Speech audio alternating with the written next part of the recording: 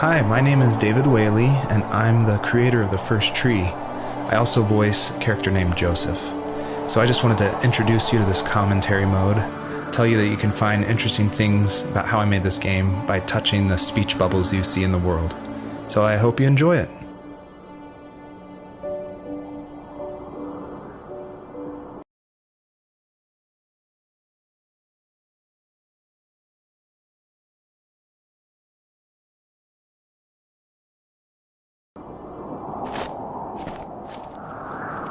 Are you awake? I thought I heard you get up. Yeah, I'm awake. Sorry, I just can't sleep. Are you thinking about him? Yeah, a bit. You should get back to sleep, my love. I'm fine. No, it's okay. What else is on your mind? I don't know, it seems weird, but I had one of the most vivid dreams of my life. I saw a fox on a snowy mountain, just looking confused and worried. Those eyes, I can't get those eyes out of my head. She was running in the windy snow, looking for something. Do you think it has to do with you and what's been going on? I don't know. It was just a dream, Rachel. They're not meant to make sense. A lot's happened the past couple days, that's all. Well, if you're not going to sleep anyway, you should tell me. I want to hear. All right.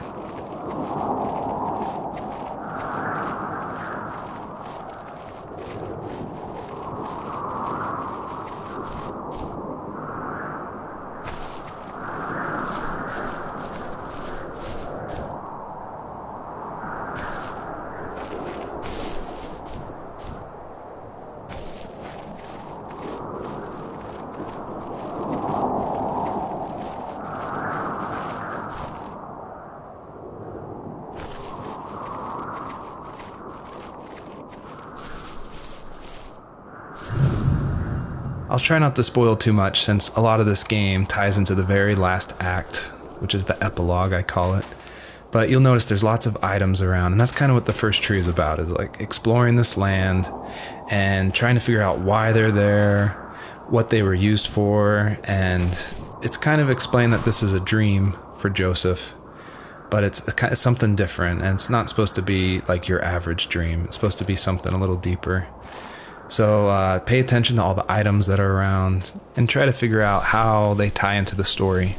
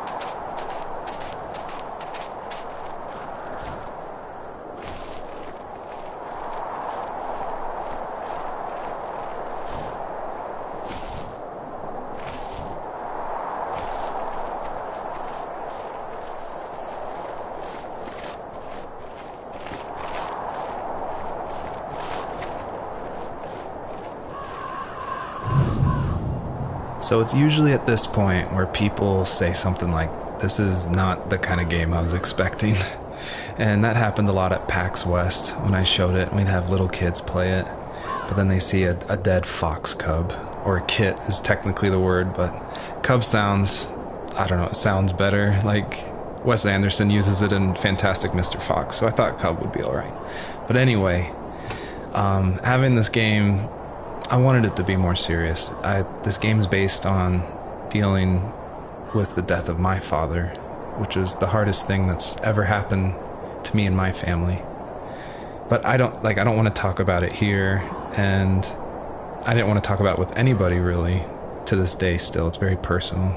And that's why I made this game. That's exactly the reason. Because I wanted to get those feelings out and like communicate with people without like talking about it. And so that's what the first tree is. It's me dealing with my feelings, and it was a personal project, and it was just me, and it actually, like, I'm really glad I made it, but it wasn't easy to make, I guess is what I'm saying. So, not far from her home, she followed that path to something unexpected.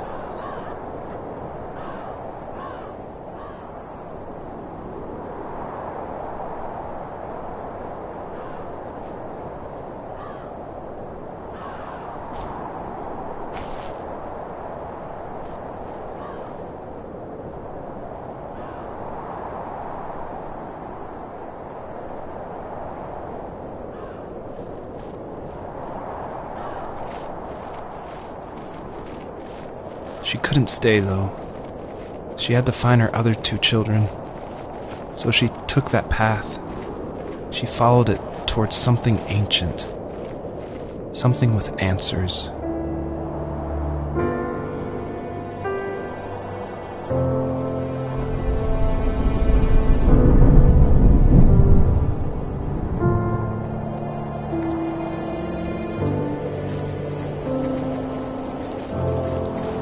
The fox looked high and low, searching for any sign of her cubs. Points of light showed the way to this ancient tree. It was as if each one had a story to tell, all their own. The land was trying to tell my story, too. I felt like I was right behind her the whole time.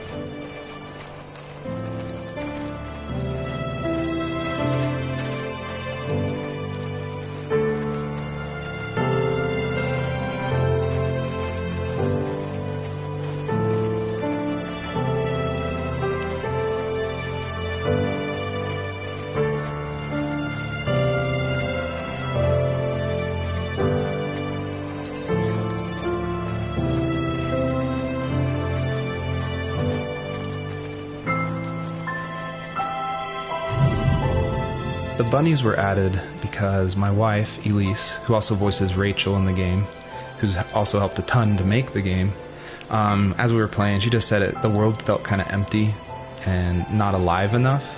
So I knew we needed to add some kind of life, and so the bunnies was like the first idea that came to mind.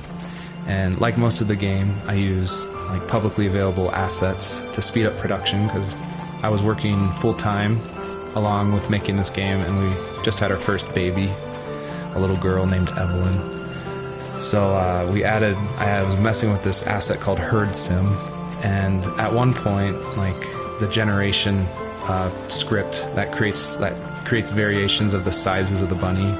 One time I got out of control and it made like this monster bunny that towered over everybody. And I shared that GIF on Imager and Reddit, and that was a huge hit. It helped definitely gain an audience for this game. But it's hard because this game is like so serious. It's about life and death, not giant bunnies. But I knew I needed something, like a shout out to that, because it was pretty fun. So if you're able to catch all the bunnies on this map, I think there's around 13, then you'll get a special surprise. So good luck.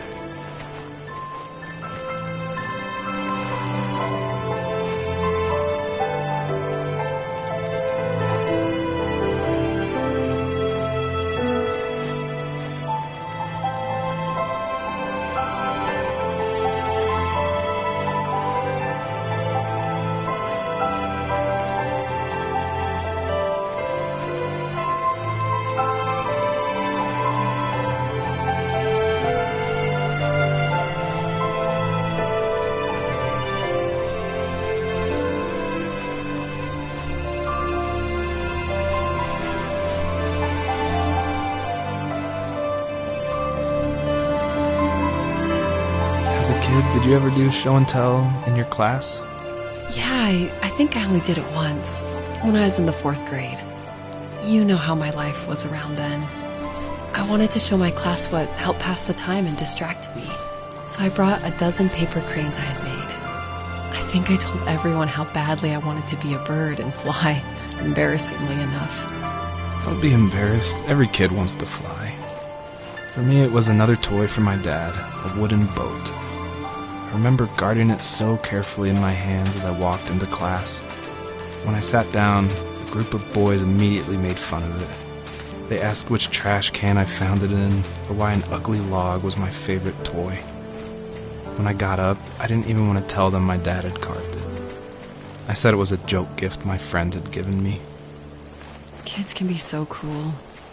Some of them are. I shouldn't have let them get to me, but it did. It's amazing we bounced back at all.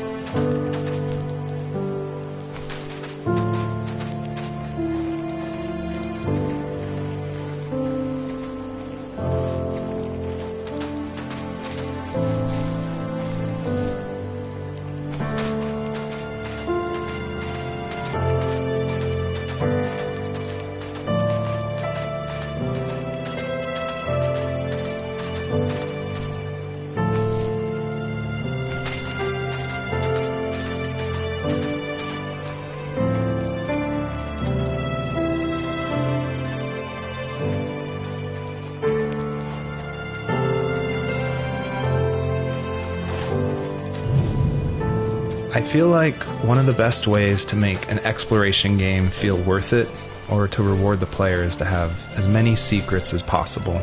Like some of my favorite games like Dear Esther and Gone Home and Firewatch. I love those story-driven games. And they're kind of like these mystery boxes where if you put in a lot of effort, if you look closely, the world reveals itself to you better. So there are like secrets in the first tree. See if you can find one of these hidden items by digging around in these unmarked spots around this area.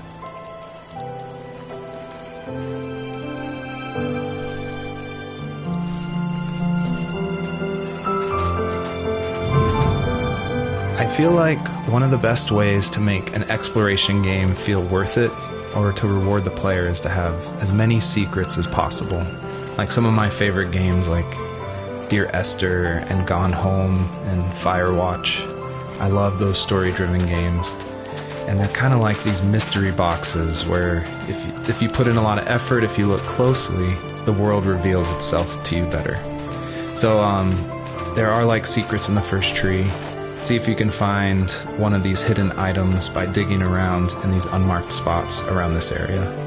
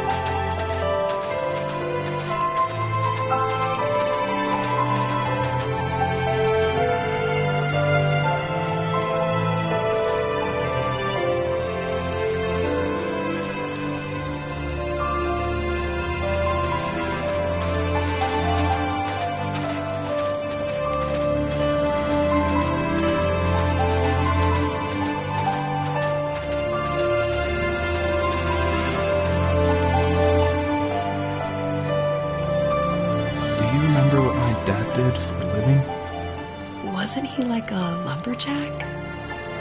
That's one way of putting it. If wood was a canvas, then a carving knife was his paintbrush. Even after working a 50-hour week, even after his hands were more splinters than skin, he would bring home the nicest piece of Alaskan weeping cedar and make me toys. That wooden train was the first toy I can remember, and I loved it. I just knew from a young age I was going to be a lumberjack, like my father.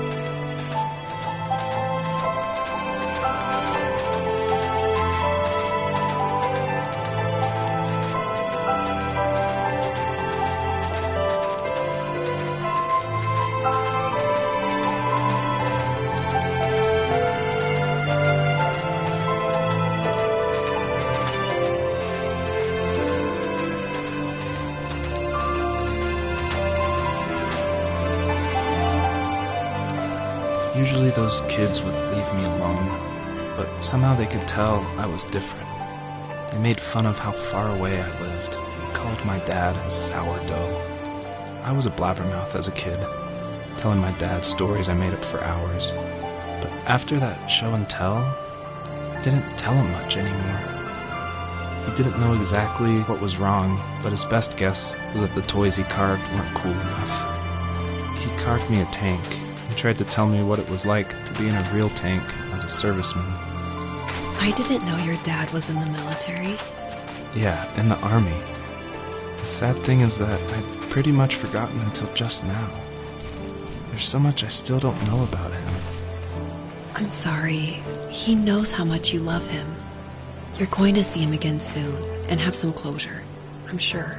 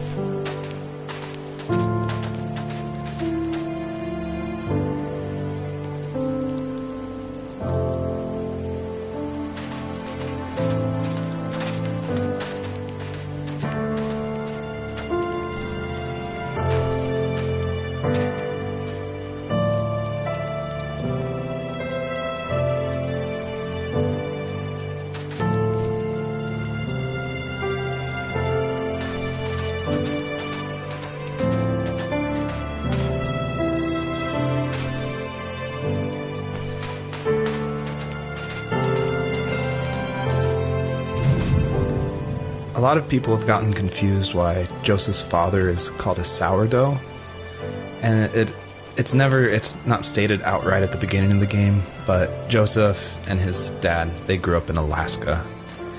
And I don't have a real connection to Alaska except through friends who lived there, and it was also the place that me and my dad were going to go right before he passed away. But I love the idea of Alaska being like this beautiful solitary place, But anyway, what that has to do with sourdough is it's an Alaskan slang term about like someone who lives in the backwoods, like a redneck in Alaska. So I thought that was just to put some authenticity into the game. I added that word.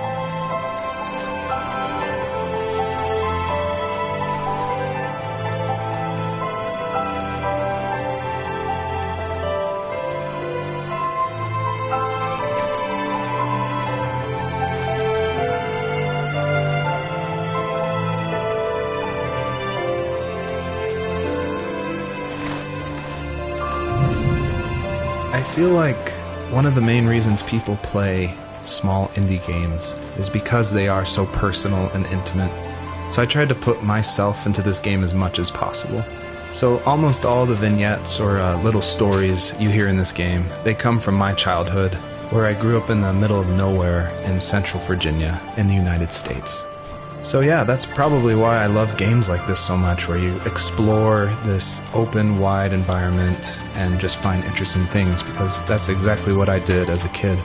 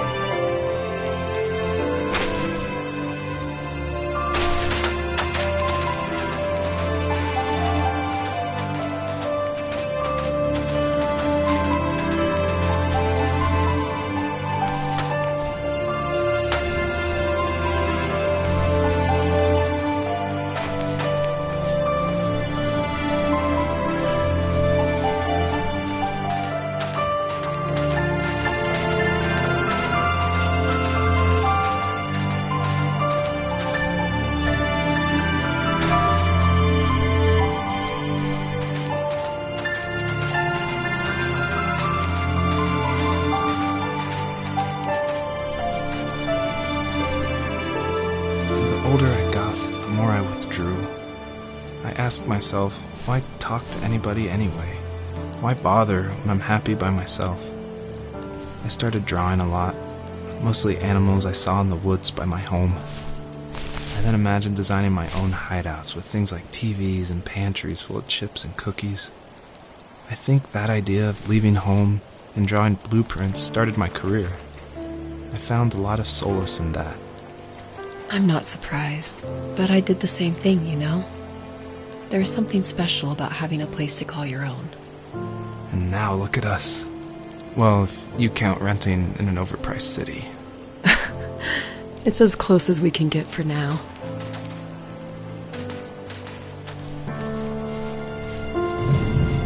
I thought it was important to say that, yes, I actually did draw this with crayons. And it was just funny to me one day that I was like, I'm working on my game, and I pulled out my little 1-year-old's like crayon set to draw this item for this game. I just realized just now that I probably threw away the original. I probably should have kept it and given it away to somebody, but oh well.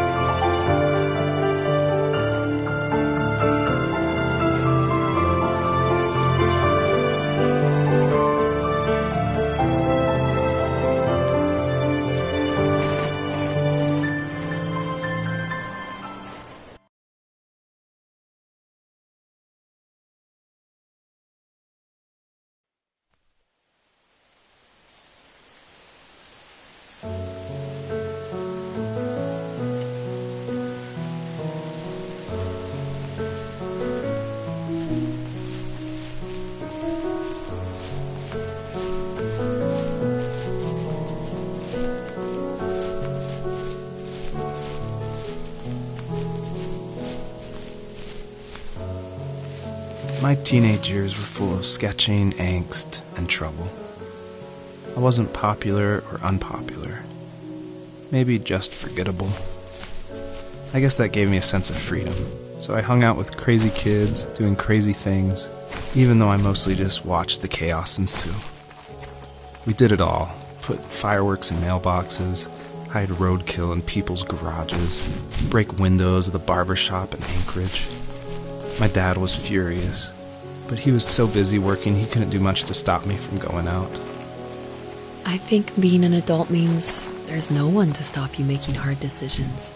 He had to make a living, and he couldn't be in two places at once. Yeah, I realize that now.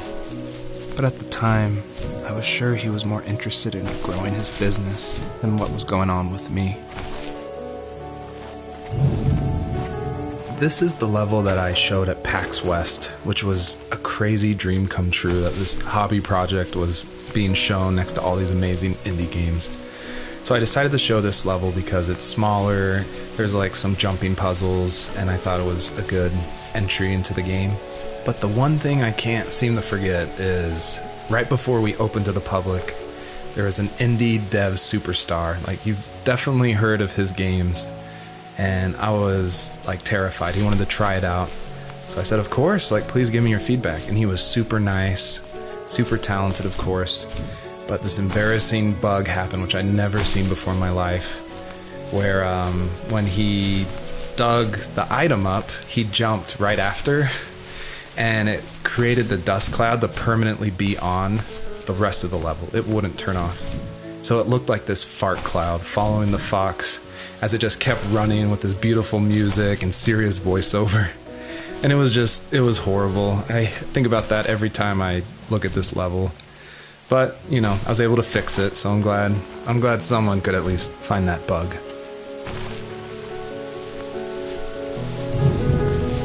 I always wanted this game to be very meditative and relaxing, but I know there's a balance between keeping the player's interest. So I added this butterfly jumping mechanic just to like spice things up. I used a plugin called Playmaker for Unity, which in a visual editor lets you do interactive things, which is perfect for me because I do come from a film and design background. But on the flip side, I really wish I was good at code, because this jumping mechanic, the jumping mechanic in the whole game actually, has frustrated a lot of players. But hopefully I've been able to fine-tune it, so it should feel a lot better now. I would just hate that this meditative game would get frustrating, so I've lowered the gravity, I've made the jumps more consistent, so hopefully people can just focus on the world and the story.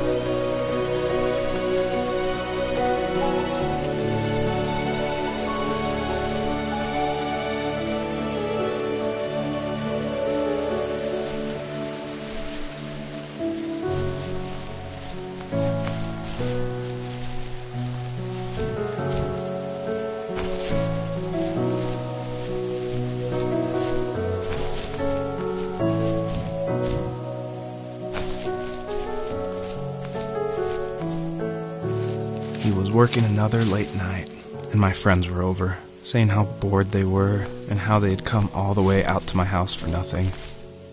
One of them mentioned how that old, ugly beyond belief truck was still in the garage, and how we should take it for a spin. I was only 15, so I kind of fought it for a while. The next thing I knew, we were careening around the mountain path, rocks spitting onto the sides of the cliff, while my dad's cringeworthy bluegrass blared out the speakers. I drove while my friends were in the back of that yellow and purple truck, throwing beer bottles and trash at anything remotely interesting. Felt like I was soaring in the air with borrowed wings.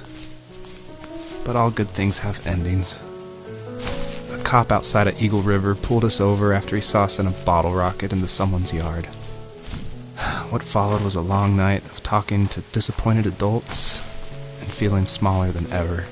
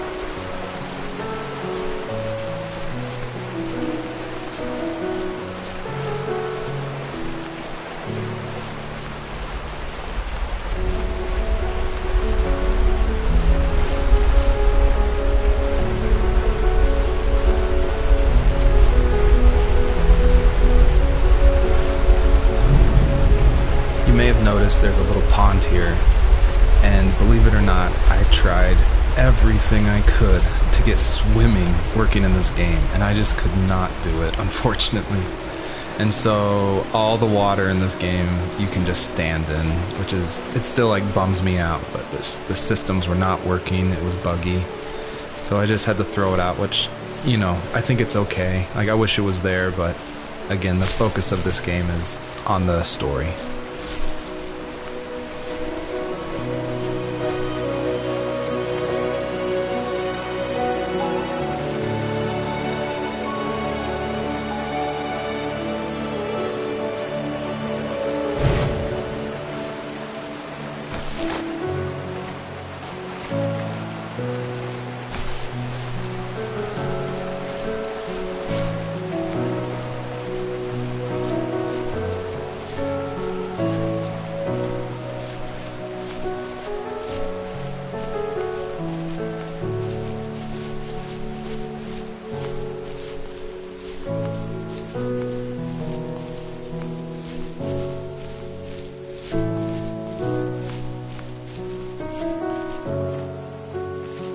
After he drove me home from the police station, I blew up at him, saying how I never wanted to be like him, how I was going to be someone and leave that hick icebox for good. He just looked forward at the road with tired eyes. I took out that bluegrass tape from the cassette deck and chucked it out the window. In my sage teenage wisdom, I thought I had proved the ultimate point, but my dad had a different idea. He slammed the brakes, slowly bowed his head while gripping the steering wheel, and finally looked at me. All he said, like it was a polite request, was, "Make this right." I sat there in silence, fuming, but I eventually got out and combed every square inch of the woods, muttering profanity after profanity. I found it 30 minutes later, near a small waterfall off the road. I went back to the truck, put the wet tape back in, and sure enough, it worked. We didn't speak another word to each other the rest of the night. Wow, I knew you were a crazy teenager, but... It's hard to believe, isn't it? Surprises me too. It's like I didn't really know who that kid was back then. I bet my dad thought the same thing over and over. It's almost like he was saying, make this right, to himself, more than to me.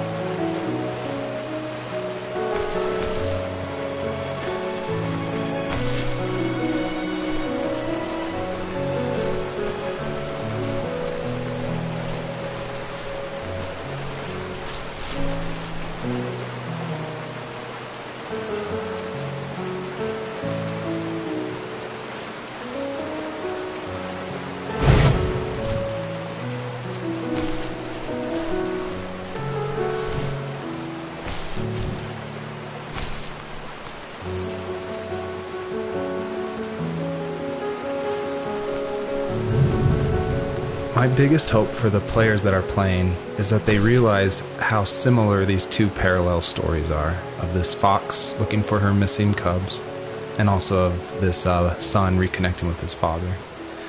And so I try to add little touches in the voiceover and in the environment to help draw those parallels, even if they seem totally dissimilar. A big example is the truck, for instance, that Joseph grew up with. It's purple and yellow like the butterflies for this fox.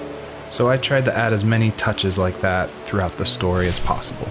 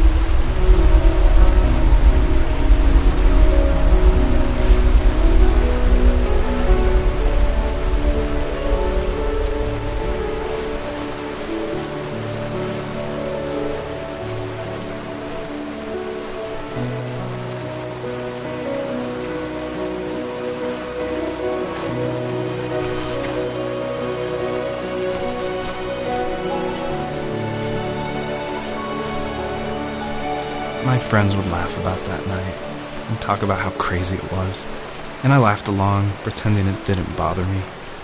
But it did. I imagined my friends growing old in the bush, unable to find that thrill in those godforsaken ice fields. It's like those mountains were a literal wall, keeping me from leaving, where all I would have to look forward to are lumber yards and evening beers. I had to climb over. That was my only goal for a long time.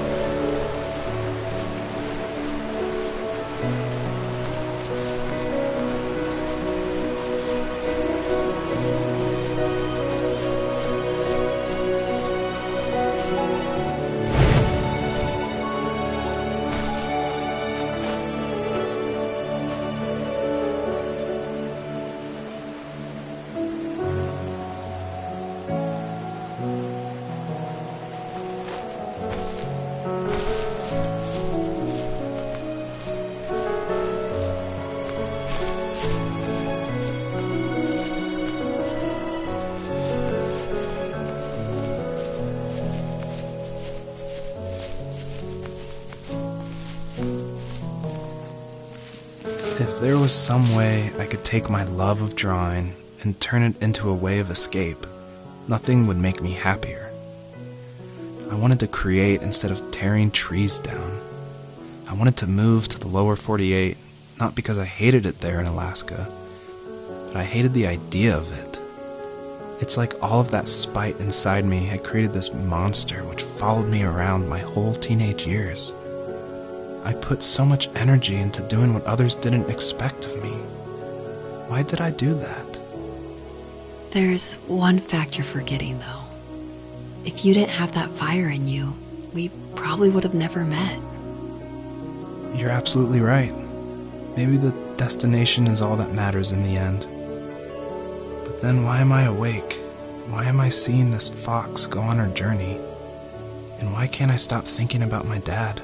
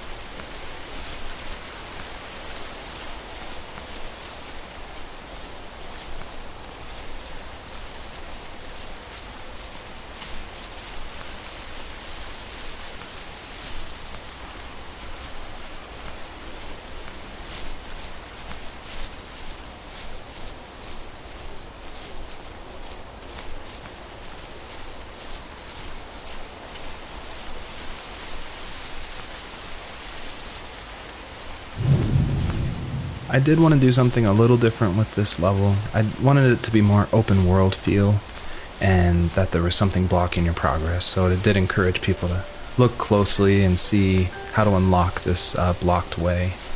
And I do like just walking around this level and listening to the beautiful music by Josh Kramer.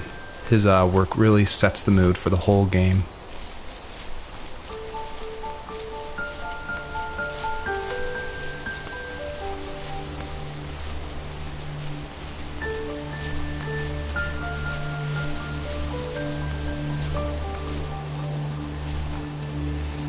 My dad built a lot of stuff in his free time. If he wasn't watching fly fishing or reading Tom Clancy novels, he was carving something. He made tons of birdhouses. Not that he was into bird watching, but I think he really missed working and adding on to the home. If he couldn't afford the time to build onto our own house, he would have to settle with watching birds move into their little homes. We kept an old mattress in the bed of that ugly yellow truck, so we would drive it deep into the woods and then watch the birds fly into their houses while the sun set. Usually it was accompanied by venison jerky or a cold Coke, but not a lot of talking, which is how we both liked it. Earlier I said I just love going through video games and exploring, like looking at every nook and cranny and just trying to find little details. And I think that started because in middle school and high school, I would make mods for my favorite games, namely Jedi Knight, Jedi Outcast, and Far Cry.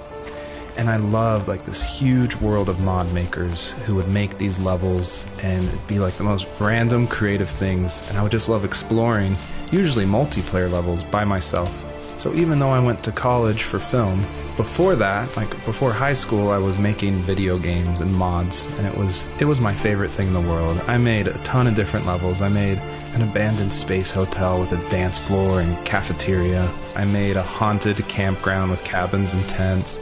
I made this whole city with like the first ever day-night cycle with running showers and stuff in the hotel and the apartment buildings.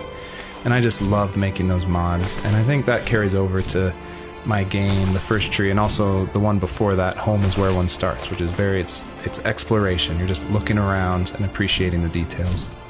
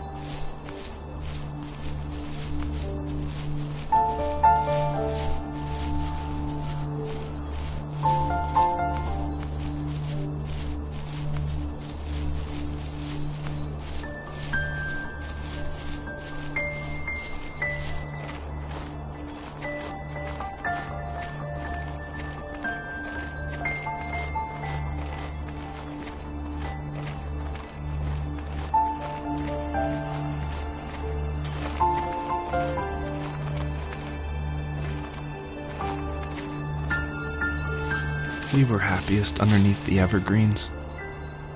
We decided it was time to finally map out the hundreds of acres we lived on just to pass the time during the summer. He was only free in the evenings, so I would spend the day wasting time on dial-up internet and sketching, and then we would rush into the woods, pen and map in hand, before evening fell. Sometimes the aurora borealis would cast a cold green glow on the mountainside, and we would finish our route underneath a twilight sky. Sometimes I was lonely during those summer days, but there was comfort in the routine. A lot of teenagers aren't looking for the daily grind, though. There's nothing wrong with wanting to get out, to leave your childhood home. You wanted to progress, to make something of yourself. Yeah, you're right. That house. I'm sure it's the same as how I left it. But then why does it feel so different? I doubt you're the only adult to have looked back and asked that question.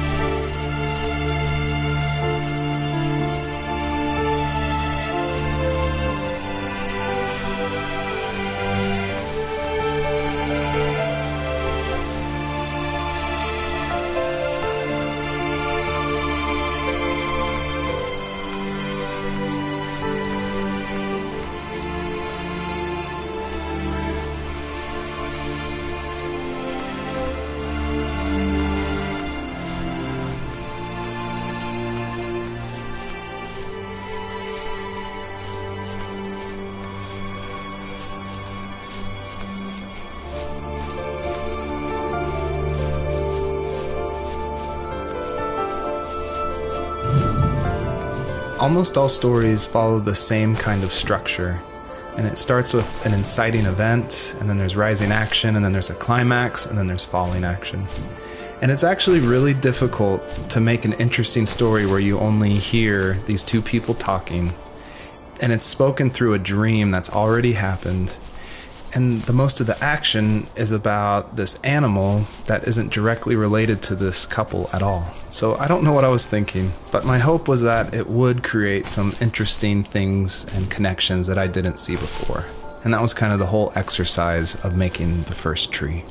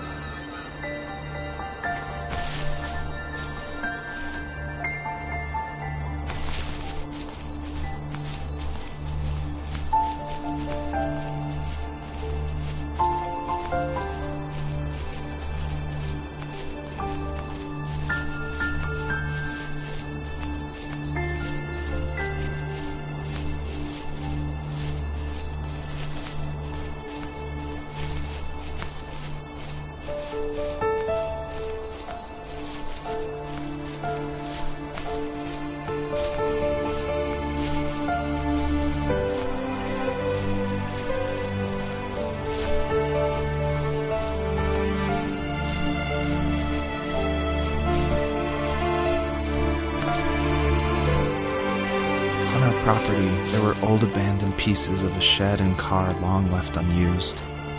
I used to ask him all the time who those people were that left all this junk, and I'm sure he got so tired of hearing it that he made up some elaborate stories how a brown bear ate them and haunted the woods afterwards. What's funny is I think it made those people seem more real. Growing up thinking they were still hanging out like they couldn't say goodbye. I used to tell my friends how I could swear I saw spirits move near the water, and that always freaked them out. I guess it didn't bother me, because the way I saw it, they were normal people with old cars and sheds, just trying to figure out how to survive and be happy in the middle of nowhere. It was a cool thought that they didn't want to leave, but you know, I was a weird kid. Well, you had good company since those ghosts like living in a place where they were brutally devoured.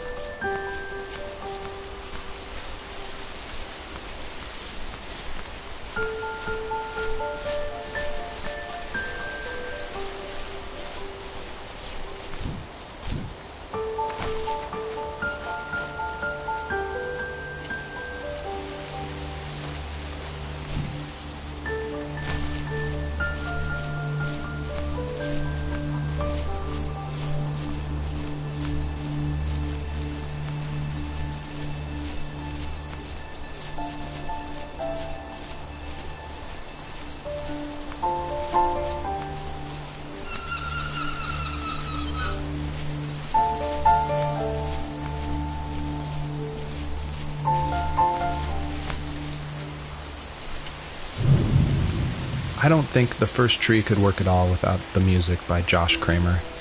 And his music, it's actually publicly available to license, and so it was affordable for me since this was a hobby project. And it's something I like to tell new indie developers all the time, like, you can't afford that composer, you can't afford a full-time programmer.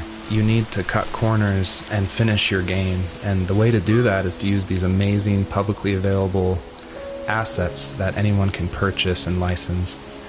And so his music is incredible, and I actually haven't talked to him that much, I've just emailed him.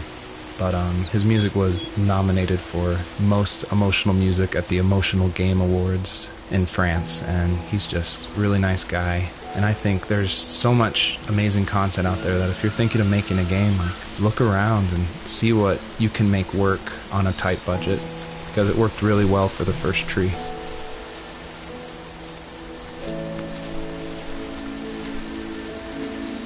Even at my most distant, at the times when I detested him the most, he kept reaching out. For a year straight, he asked me every week when we were going camping. I thought he was just dense. Eventually, to shut him up, I agreed. We carried out the worn lawn chairs from the garage and set up a cinder block campfire at the site we'd always used behind the house. We walked down the mountain path, talking in the warm sunshine we only got a couple months of the year. Those 3 obsidian rocks shimmered alongside the shore, almost like sparklers pressed against a dark window. I'll never forget that wet stone on my feet, or how those massive mountains looked even bigger in the lake's reflection. I felt small, but grateful. As the sun set, my dad found something I hadn't seen for a long time. The tree where I'd made my first carving when I was 6. I hadn't even carved it.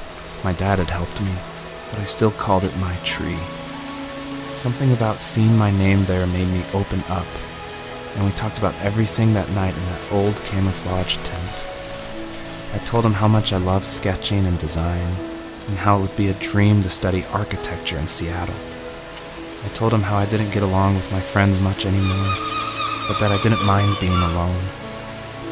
He told me he was there for me, and he joked that if all he had to do was write my name on a tree to finally get me to talk, he would have left me carved logs with novels on them in front of my room every morning.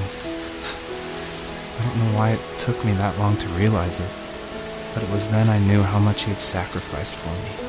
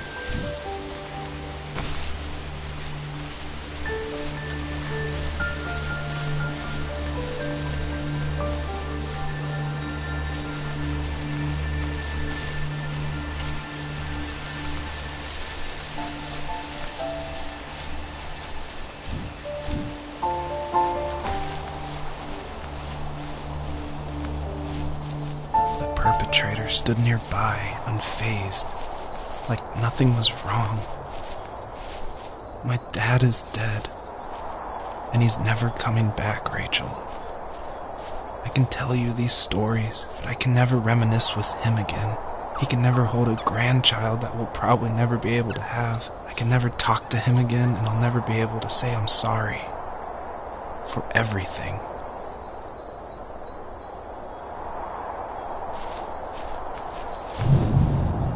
It was really important to me that the wolf in this story that takes the fox's cubs, that it wasn't explained at all. Like, it's just this entity that's in the background, And of course, it's supposed to represent something bigger than a wolf or even the fox. It's supposed to represent like the specter of death. And it doesn't, it comes when you least expect it.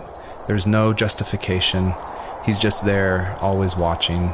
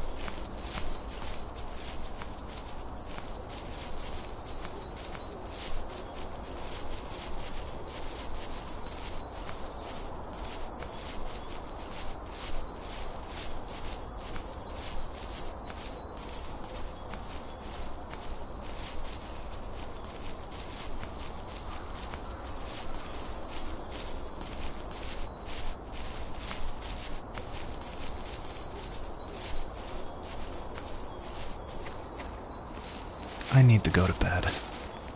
I just can't talk about this anymore. Good night.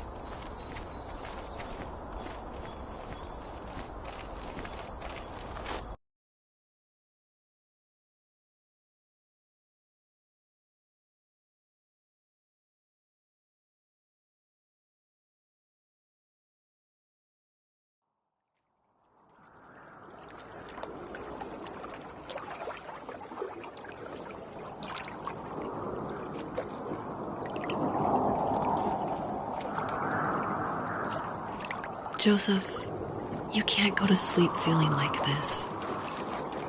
I'm sorry for everything, and I know you need space, but I'm here for you. You don't need to feel so lost. Joseph, have I ever told you what my mother was like?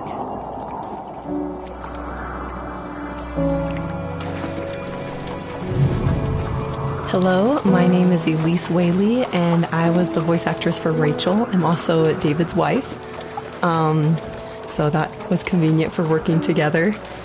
I was actually the voice actress for his first game, Home is Where One Starts, and I guess that I did a good enough job that David wanted me back, so I did the voice acting for this one as well. David definitely coached me through it because I'm pretty inexperienced when it comes to that. Home is Where One Starts was my first time ever doing voice acting of any kind. And we watched a lot of trailers of movies we liked to get the voice right of female leads who were talking in the trailer and try to mimic that and bring that into the game. So that had the right kind of feel and the right kind of atmosphere for the voice. My character actually is the same character from Home is Where One Starts. If you've played that game, you probably connected that together. And this is her probably about 15 years later, maybe 20 years later, in this game. I was happy to revisit the character of Rachel. We kind of leave her in an ambiguous spot in Home is Where One Starts. It definitely ends on a hopeful note, but there's not a lot of details. And in this game, you see that she's able to move on through a lot of her issues that she had from her abusive home and be able to start her own family and start a new cycle without that abuse, which I think is really inspiring. You know what it's like not to have a mom at home. And you know how hard that made my childhood. What helped me was watching the birds in the morning before the school bus came. I thought that my mother was one of those birds, and it made me want to be free like her. My mom taught me how to fold origami cranes while she was in the hospital. So I told myself I would fold one every day until I could fly myself.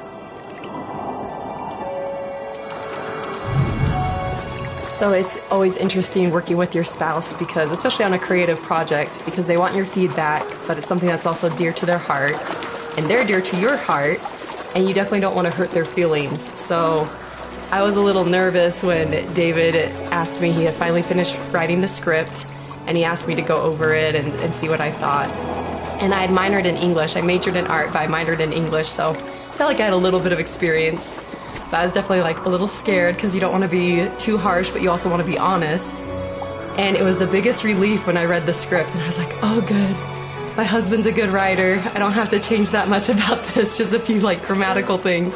And that was just like the biggest relief for me, because it can be a tricky balance working with your spouse and making sure that that honesty is there, but also that love and the support is there as well.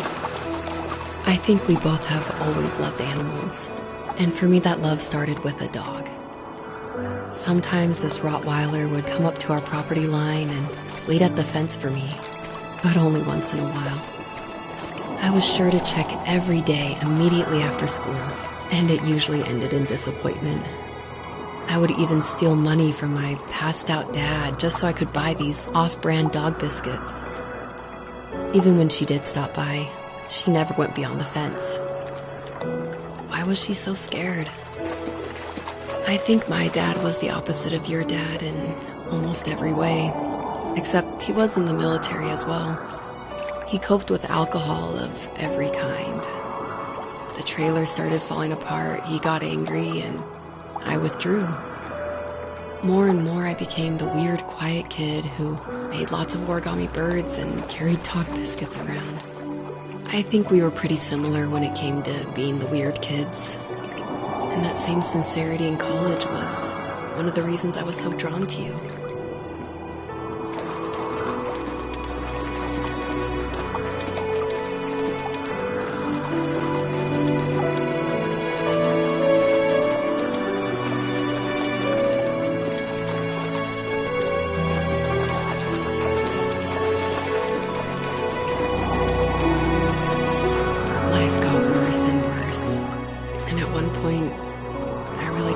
Survive another day with my soul still intact. I had no real friends, let alone neighbors, since we lived in the middle of nowhere. I should have talked to my teacher, but I was scared what he would do if he found out. As I waited for the school bus one morning, I walked around until I found something in an abandoned shed. Something I can't put into words.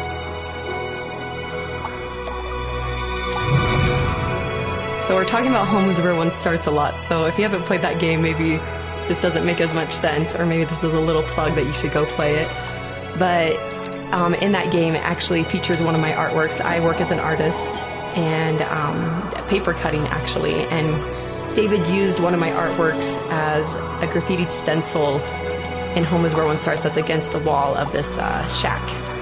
And it actually shows up again in the first tree, just a fragment of it.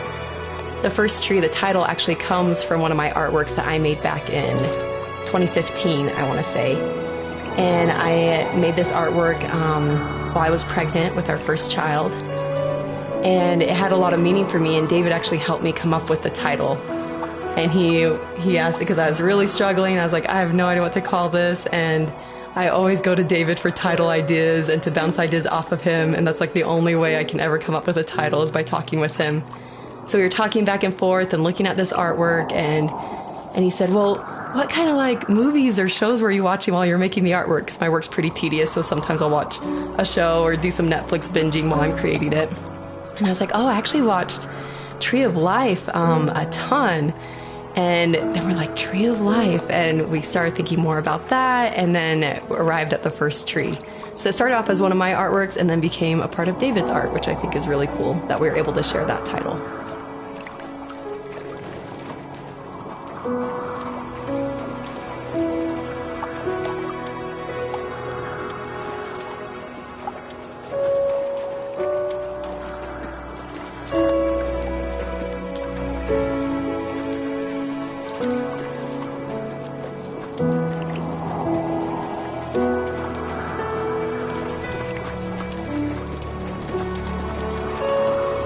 Summoned courage I didn't know I had, and I broke into my dad's room and found the key to the shed where he had locked my bike.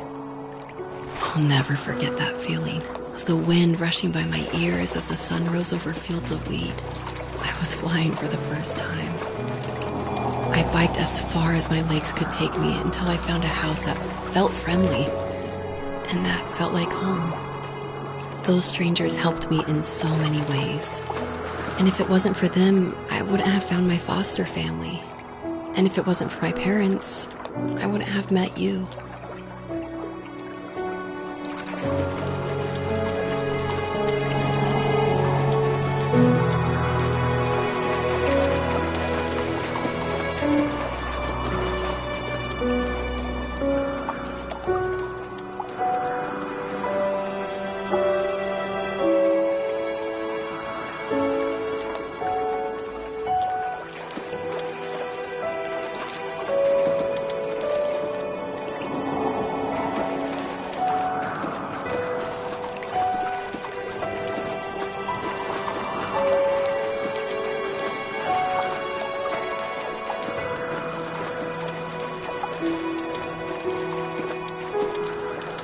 You have strength, Joseph, and you're not as alone as you think. It's all just so pointless. Just waiting for life to happen. It's like having the home I always wanted is cursed out of my reach. The thought of being a parent myself. How could I do that when I couldn't even be a good son? I'm sorry. I know what you're saying. I just don't know how things will work out. These quiet hours will turn into years. We'll wonder which roads passed us by. Then we'll forge a new road together. Besides, I discovered for myself that one fateful morning where any hopeful road leads to. There may be thorns and mist, but it always leads to the same thing. And what's that? Family. I'm so glad that you're part of my family, Rachel. And I'm glad you're part of mine.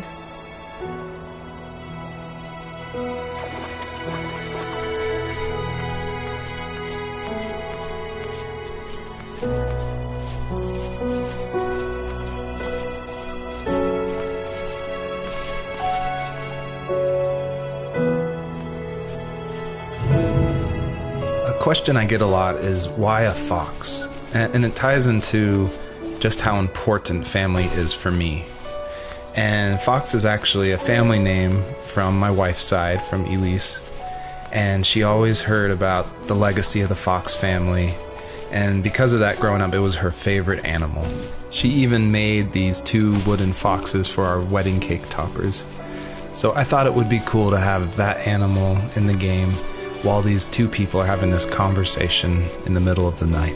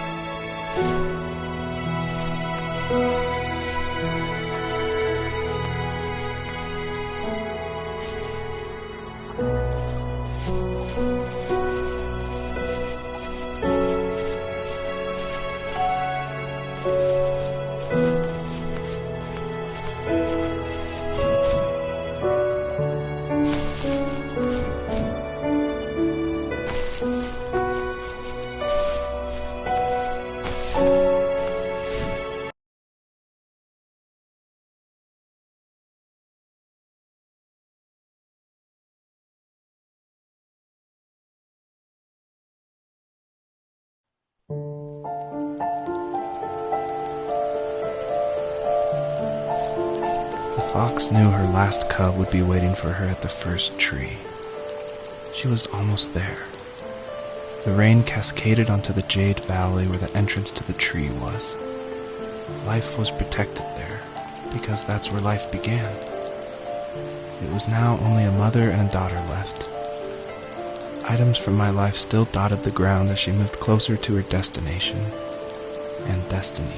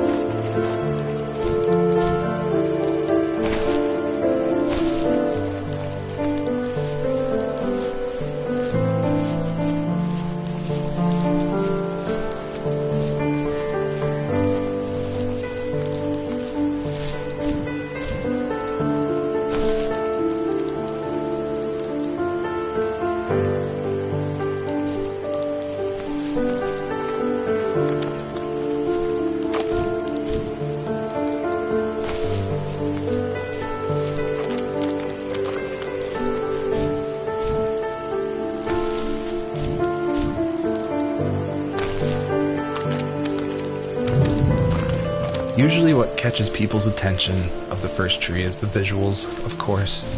And I was inspired by a lot of people making these levels. The second level is inspired by just these beautiful autumn photos of a real forest. And this level, the Jade Valley, is inspired by the artwork of Heather Penn, who did the Overland games. I just love those greens with a lot of gray in it. I love the strong vignettes in the corners of the frame. And of course, this environment pack was made by the very talented Swedish designer Mikael Gustafsson. And of course, his initial designs inspired me, and I was able to build off of that. And I'm really grateful that he allowed his environment pack to be made publicly available.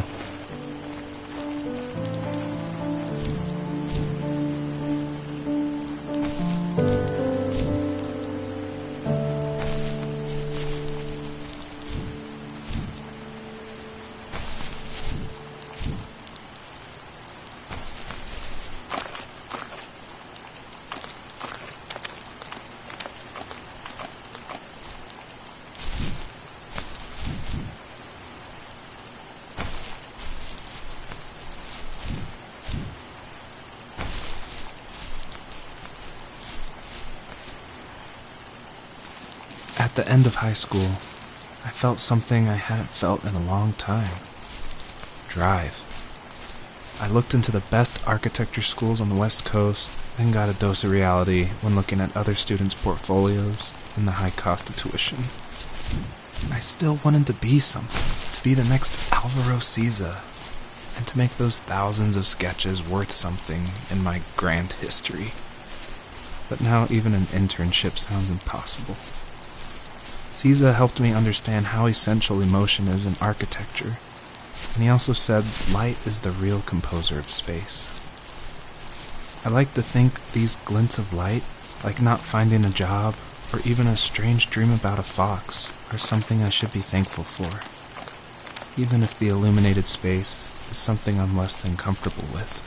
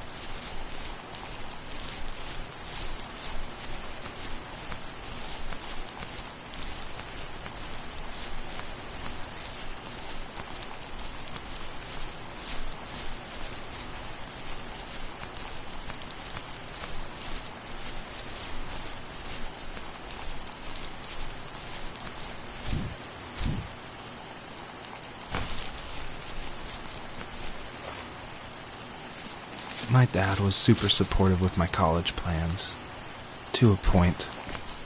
Things were okay until this terrible accident happened. I guess a forklift flipped over due to a bad axle, and it crushed one of the workers there. My dad didn't eat for days, even though he wasn't directly involved. It devastated him. Not only did it hurt the business, but it just freaked him out. He would talk in his sleep, muttering things about firing people and saying sorry. One fateful day he approached me, said that since my school search wasn't going well, I should finally be a man and take over the family business. He said one day he was going to die, and that all of his work, sacrifice, and even that man's life would be wasted in vain. I just lost it. Teenage me just exploded at the thought. I screwed up. I said things I shouldn't have. He was having a crisis, and I pretty much spit in his face.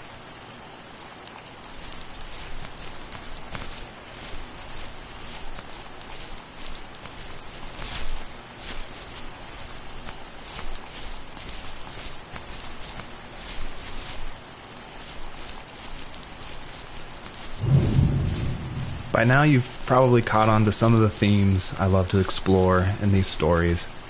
And the big one is of this tree, the first tree on Earth. And a lot of people have asked me, what does that mean? Why a tree?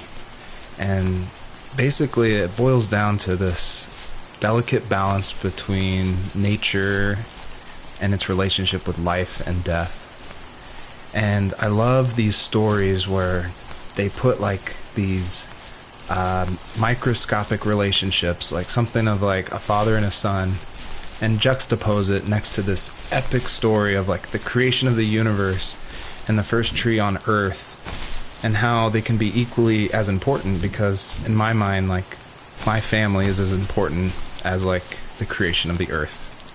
And it reminds me of like some of the stories I love, like The Road by Cormac McCarthy, or The Tree of Life by Terrence Malick. Basically, I wanted to make sure the player felt that there was a higher power than themselves, and that there was something watching over them as they went through this story.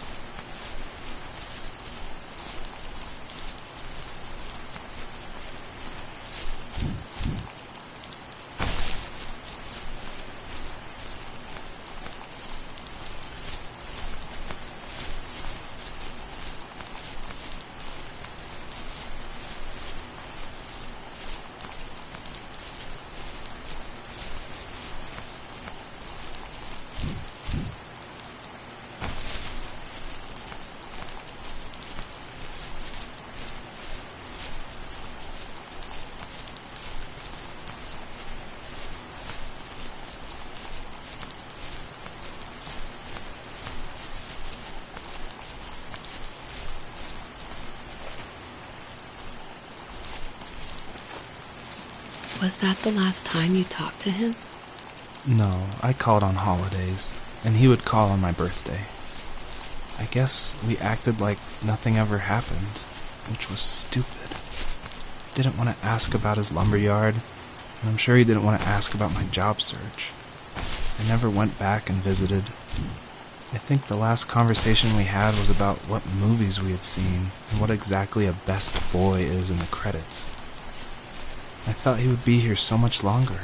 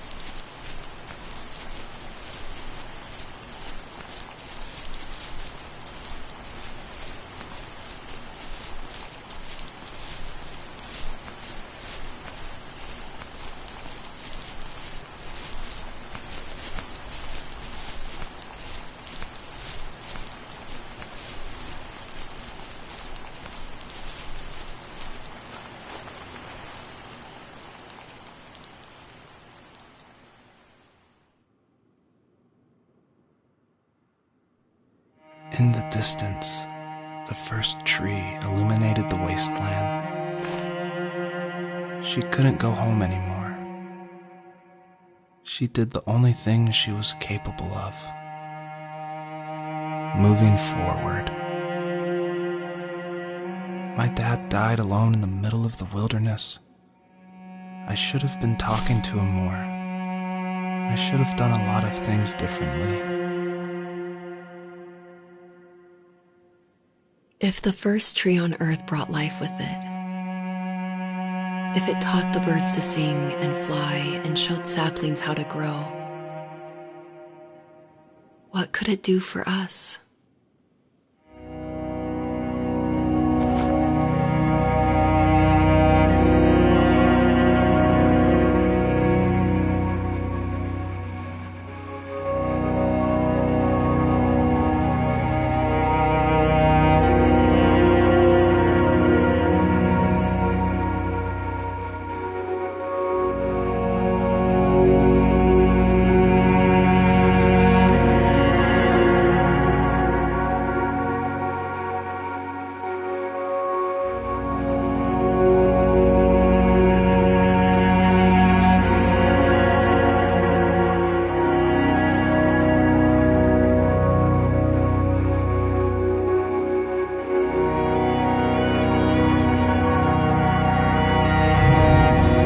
Obviously, there's a really emotional part, but I'm going to talk through it anyway.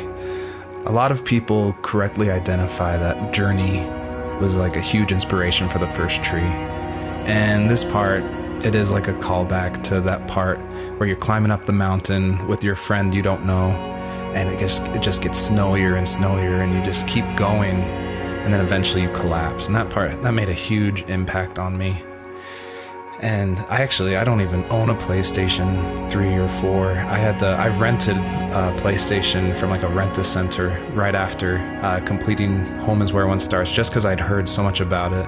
And everyone was right. It was a very impactful game, and it definitely inspired the first tree.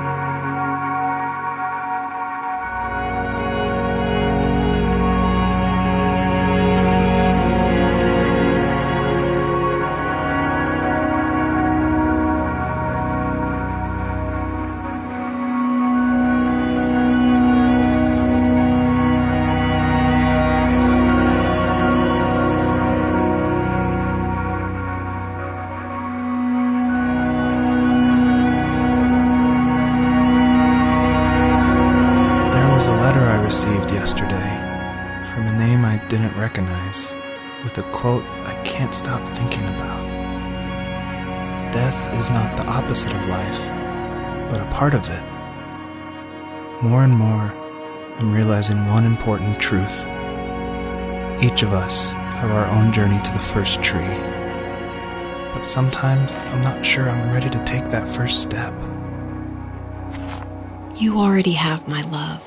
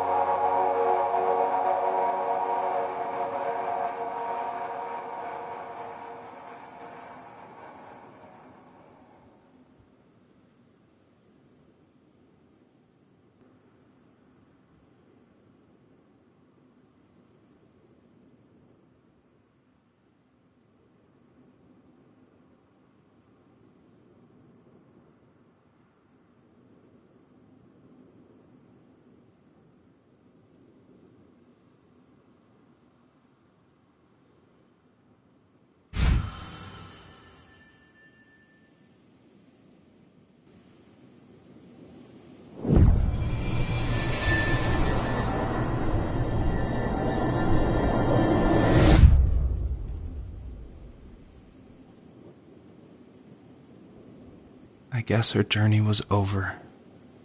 But I have no idea. It was only a dream. A distraction from tomorrow. I don't think dreams normally bring back to memory so many important feelings. Maybe it was just a dream, but it was also a gift. Yeah, I suppose. But tomorrow we're getting on a plane to the last place on Earth I want to be. The only person that would have made the trip worth it is gone. You're going to see him and be with him one last time before you say goodbye. I have one last quote for you by Emerson, sealed in an imaginary letter from me to you. It is the secret of the world that all things subsist and do not die, but only retire a little from sight and afterward return again. Go to sleep, my love. We have a big day tomorrow, but I'll be there with you every step of the way. Thank you. Thanks for listening. Good night, Rachel. Good night, Joseph.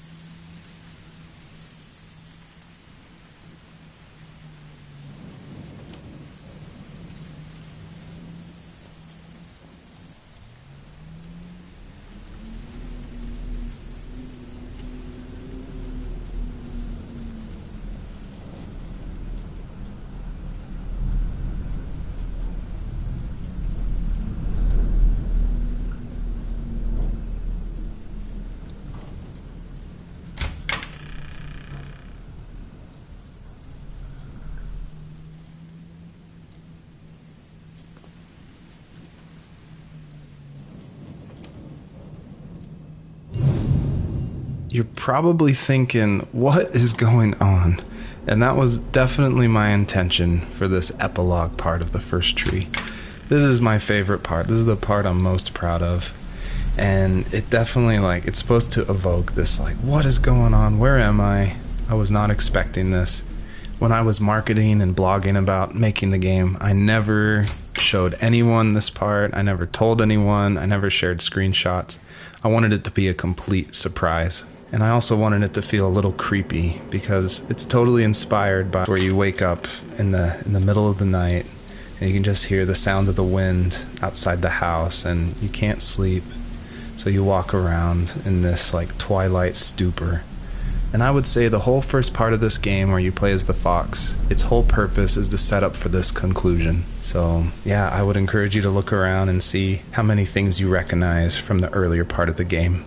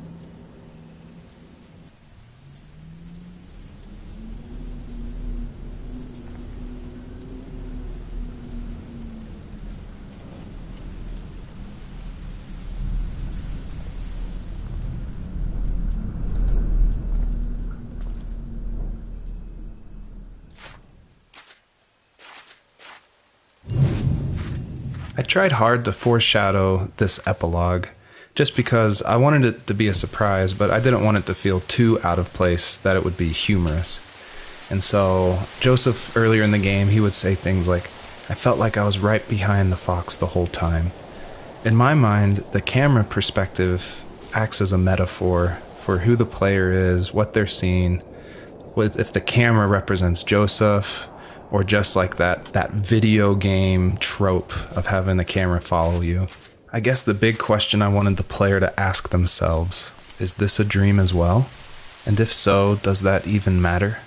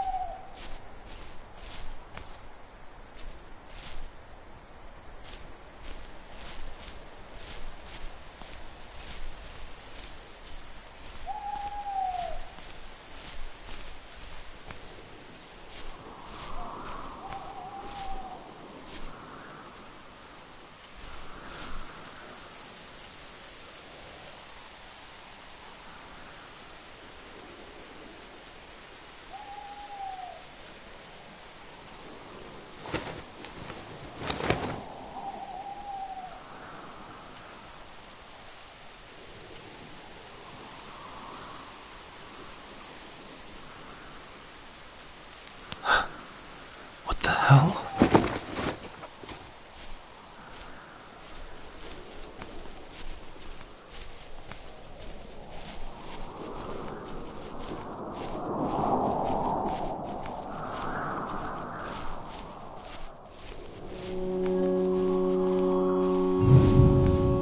I purposefully fade out the crosshair in the middle of the screen because I wanted it to be a direct callback to the camera following the fox in the first 5 levels of the first tree. I wanted it to go for that gut reaction that this was very familiar, yet totally in a different world.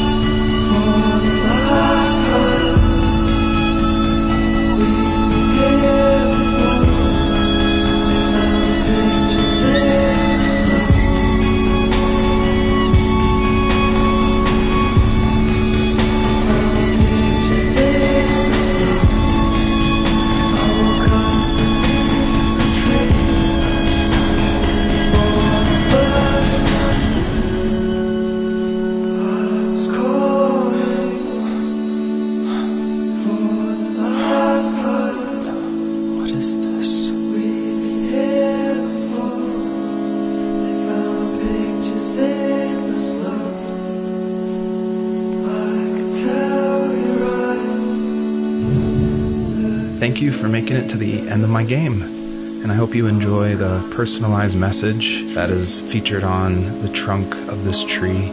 It's a message submitted by another player that's retrieved from a database, and it's retrieved at random. And I did this because I wanted people, even if they feel alone through trials of death, that there is a community, an invisible community supporting each other. So thanks for playing.